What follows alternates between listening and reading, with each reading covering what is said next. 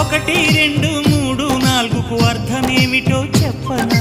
చెప్పుకో, త్వరగా చెప్పుకో.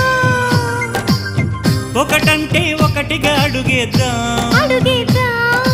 రెండంటే రెండు గుండెలను ముడిపెడదాం, మూడంటే మూడు ముళ్ళేసి ఆ తర్వాత నాలుగు కాలాల పాటు కలిసుందాం.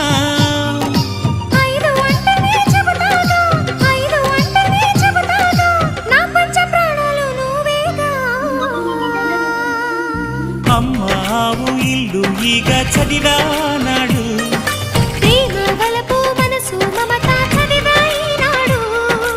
ఇంకా ఏదో చదవాలంటూ పెదవి కోరుతోంది. భలేగా కొత్త చదువు చదువు, ఇలా నా ముద్దు కవిత చదువు, చెలి మురిపాల కథలు చదువు.